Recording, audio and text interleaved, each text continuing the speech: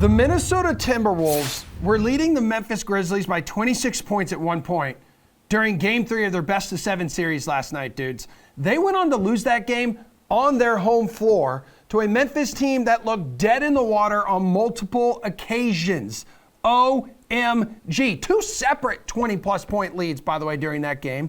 Memphis outscored them 37-12 in the fourth quarter. I mean, look at the odds there at the bottom of the screen. Lowest money line odds during the game for the Timberwolves, minus 5,494. Highest money line odds for during the game for Minnesota, plus 700. Absolutely banana land what we saw last night. Like, Minnesota had an opportunity just to shut the door, take the 2-1 series lead. Instead, they crumbled. They crapped themselves. These two dudes will not under pressure. DraftKings contributors Garion, Thorne, and Jeff Pratt. Yo, Gare Bear, last night, did it tell you more about Minnesota, or did you learn more about Memphis in that situation? I wouldn't say I learned more about Memphis, but it probably just confirmed what I think we already thought we knew about Memphis. And I do just like imagining the guy who like live bet the Grizzlies when they were down in the second quarter and then was like, oh God, but then somehow found the strength to do it again at the end of the third quarter. That guy had a great night.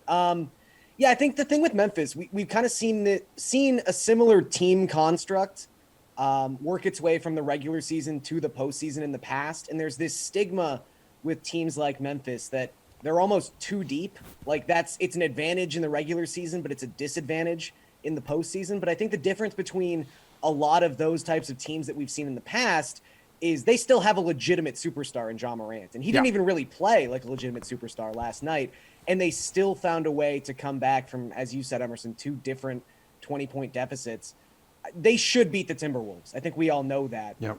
So I'm not like crowning them yet, but it was a really, really impressive showing from a team on the road in, the first real playoff game we've seen in Minnesota in quite some time. So it's a pretty hostile environment. Yeah, Pratt, I mean, Garion's onto something there. Like, Ja Morant, like, he didn't have his best night by any stretch, but, his supporting cast there also stepped up.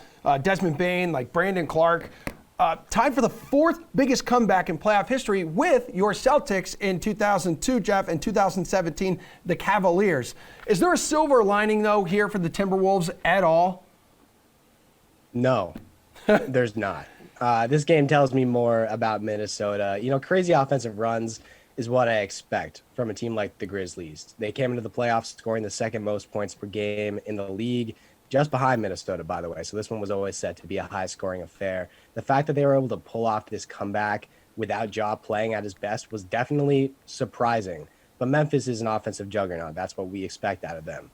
On the other hand, this collapse for Minnesota, it's the nail in the coffin for them in this series. After stealing game one in Memphis, we thought this team could actually be for real, maybe. And then they blow not one, but two 20-point leads over the course of one game. I'm not sure how that's really possible. I put a ton of blame on Chris Finch here. How do you not call a timeout during that huge run that let Memphis back into the game in the fourth quarter? That's an inexcusable error. And then Karl Anthony Towns, this is the biggest game of your career up to this point, and you drop 8 and 5. That's just embarrassing, and it's not the first egg that he's laid in the playoffs and throughout the play-in tournament. I don't see a way the Timberwolves can recover in this series, and they could have to look at some potential moves to shake up the roster this offseason. Yeah, that's a good point, because in game one of this series, Pratt, he had, 29 points? Let's look at the other three postseason games this season, though, for Cat. Play-in versus the Clippers, 11 points. You mentioned the 8 points last night, and then game two against the Grizzlies, 15 points. Like, that's a dude that team relies on, obviously, at this stage of the game. As we shift our focus to tonight, what do you think, Jeff? Can the Hawks, 1.5-point underdogs, can they avoid going down 3-0 here? I think so. Look, Miami's been fantastic in the first two games of this series, so I'm not taking anything away from the Heat. But if Trae Young is who we think he is, then he's going to bounce back from this relatively underwhelming start to the series and have a really fantastic game. Over the past 2 years, when the Hawks have really needed Trae to step up, he's typically been able to do so. And I'd feel more comfortable if the Hawks had Clint Capella, but they have been completely different at home this year compared to their road record. They're 16 and 25 on the road, 27 and 14 at home, which is tied for the third best home record in the East this season. I don't expect Jimmy Butler to drop 45 again, probably for the rest of the playoffs. That's just not who he is, at least not on a consistent basis. I think the crowd's behind Atlanta, and they can win one and make this one maybe a bit of a series, or at least push it towards a gentleman's sweep.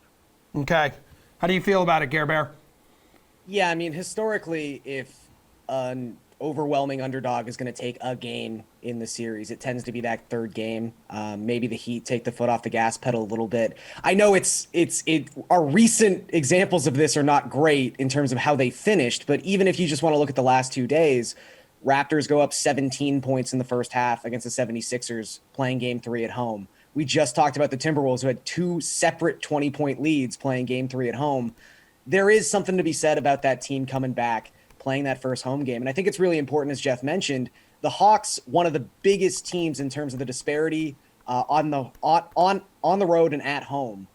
In fact, they finished the season incredibly strong, even stronger than they started the season in Atlanta. Their final 7 regular season games, they were 6-1 at home with a 10.9 net rating. They are 9-0 ATS their past 9 games against teams with a winning record on the road. So they beat good teams when they're playing at home. And those stats don't even include the play-in game where they absolutely bludgeoned the Hornets. So they're just a different team when they get to play in Atlanta. I kind of like Hawks money line at plus 100. I think if they're going to take one, it's going to be tonight. It's the last chance they have. Garion, how about Milwaukee? So they're 2.5-point favorites here on the road. Do you believe, how confident are you that they can bounce back and cover tonight?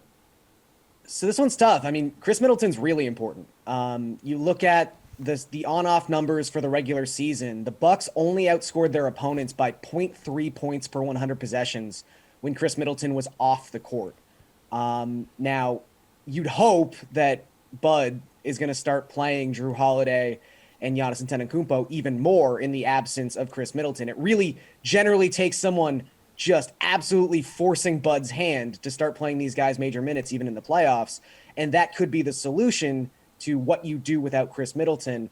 And I think that's probably going to happen tonight. And I also still, even with how competitive the Bulls have been in the first 2 games of this series, even with DeMar DeRozan looking as good as he has looked in game 2, in game 1, he was terrible.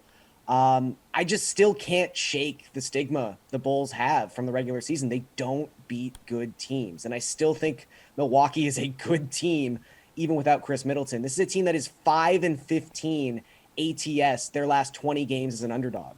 They don't win the games they're not supposed to win. So I'm just going to take the Bucks here. All right, Jeff, which side do you fall on here? I've been hating on the Bulls all season, but I actually think the Bucks might be in trouble here. As Garion touched on, throughout his career, Milwaukee's 82-91 without Chris Middleton in the lineup. We all know just how important he is to the Bucks. He showed it last year in their championship run. Anytime Giannis takes the floor for your team, you have a great chance to win. But Chicago's hungry for playoff success. They've been waiting for it for a long time. And despite this Bulls team crawling to the finish line, stealing a game in Milwaukee should be enough to energize them for this one. DeMar DeRozan looks like he's back on track after a pitiful game 1. And we haven't even seen the best from Zach LaVine yet in this series. If Nikola Vucevic can continue to play well against Brook Lopez, I like the Bulls' odds of taking this game and the lead in the series, which would have sounded absolutely ridiculous a week ago. All right, cool. How ridiculous does it sound, Jeff, that the Pelicans here can win this one tonight against the Suns, again, without Devin? I don't think it sounds that ridiculous, Emerson. I think I'm continuing the trend of fading teams who are missing a key star and taking New Orleans in this matchup.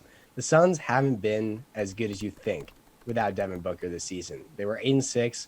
Most of those losses were against solid teams, the Warriors, the Bucks, the Clippers twice. Meanwhile, Phoenix looks like they had absolutely no idea how to stop the Pelicans in game 2. They were going to lose that game whether Devin Booker got hurt or not.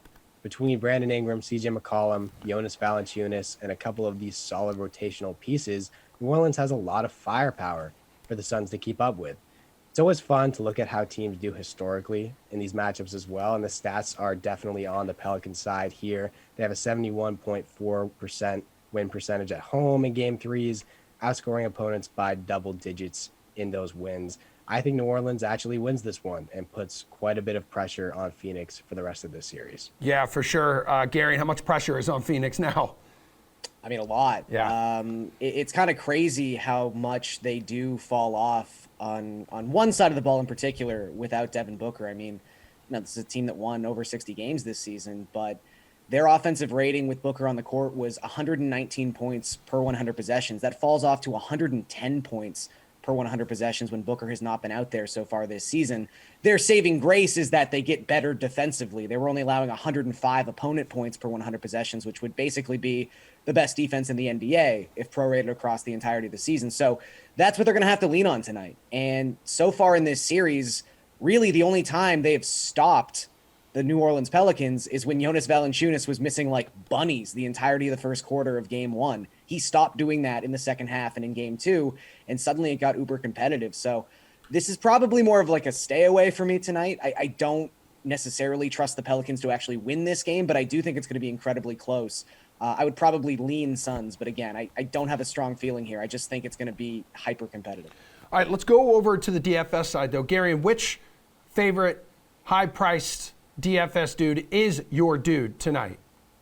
So I think just putting aside Giannis, who is like the easy answer here, I kind of just think Chris Paul is like a free space. This sort of seems like it's not quite the same as when Paul is out and you just have to put Devin Booker into a lineup, but it's pretty close. If one of these guys is out and the other one is less than $9,000, it's really just kind of simple logic here. I mean, Paul averaged 1.27 DraftKings points per minute with Booker off the court during the regular season. And so far in this series, even with Devin Booker, playing a majority of the minutes, Paul is averaging almost 1.5 DraftKings points per minute.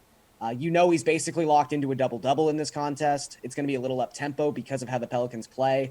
I just think Paul should probably be closer to 10K considering Booker isn't playing. So the fact you're getting him at 8-9 is just a steal. All right, Jeff, how much money are you spending here on your high-priced dude? I am spending exactly as much money as Garion is spending and rolling with Chris Paul here. I think he's probably the obvious play. Obviously, Giannis is $1,800 more expensive than any other player on this slate.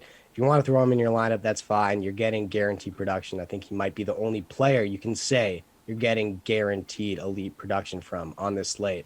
But as Garion was touching on, I won't add too much. Chris Paul, when Devin Booker out of the lineup, he's going to have to step up. He racked up 64.25 DK fantasy points in game one of this series. He's going to see the ball in his hands a lot more tonight at 8,900. I think he's a pretty strong play against a subpar Pelicans defense.